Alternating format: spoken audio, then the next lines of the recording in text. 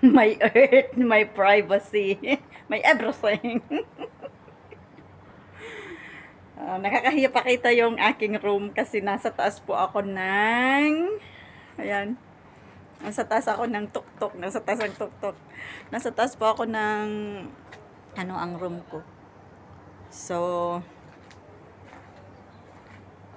as usual po guys, ako'y magsi-celebrate ng aking New Year. Again and again and again, na mag-isa. Since 2005, I became an OFW. And twice lang po ako nakapag-celebrate ng Christmas with my family. And now, masilaw ang haring araw pero malamig. Ngayon, ganun na naman. Nothing new.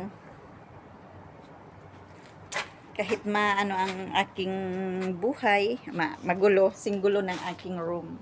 Labas at loob ng aking room is magulo.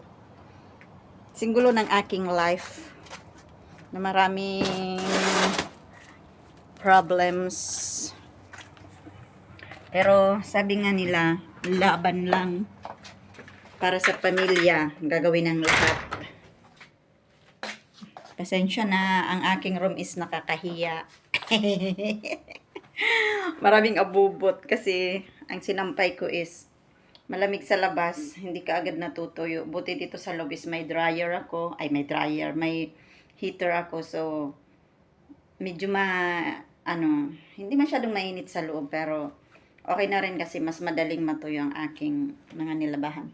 So, hindi ko ipapakita masyado ang aking kalat. Basta yun lang guys. Nandito ako sa aking kwarto. Mag-celebrate ng aking New Year later na alone na naman. Medyo na rin ako na nasanay pero minsan homesickness attack. So, ganun lang. Nalulungkot pero lumalaban. Pasalamat pa rin sa Diyos kasi kahit papano may mga sakit-sakit nang nararamdaman pero kaya pa rin. Buhay pa rin, humihinga pa rin. Dito na ako tumanda sa ibang bansa. So, minsan tinatanong ko ang aking sarili, till when I will be away from my family?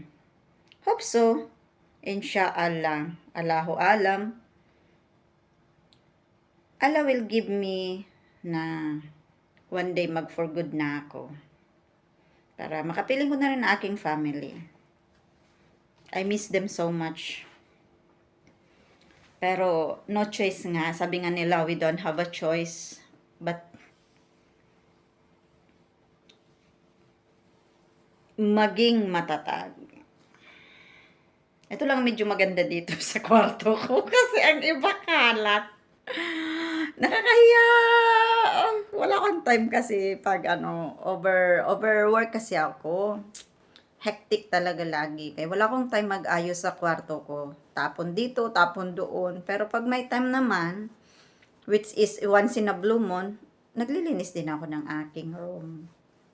Pero talaga as in sobrang pagod ko na pag-akyat ko dito sa kwarto ko, wala na talaga akong energy para maglinis. Pero minsan, pinipilit ko ang aking sarili kasi parang nakakahiya na rin kahit sa sarili ko. So, yun lang guys. Happy New Year, everyone. Lalo na sa mga same ko na OFW na magsi-celebrate ng kani-kanilang New Year again and again na alone. Away from family. Ang iba is may kasama sa bahay, as in, medyo masaya. Pero, iba pa rin siguro yung feeling na kasama natin ng ating family during this special occasion pero we don't have a choice. Ganun lang guys. So, bye-bye. Good health lang lagi. Wish you all the luck sa New Year 2026. Sana maging mas maganda na ang ating buhay. At always good health lang. Yan ang lagi kong sinasabi kasi ako is marami na akong health issues. So, bye!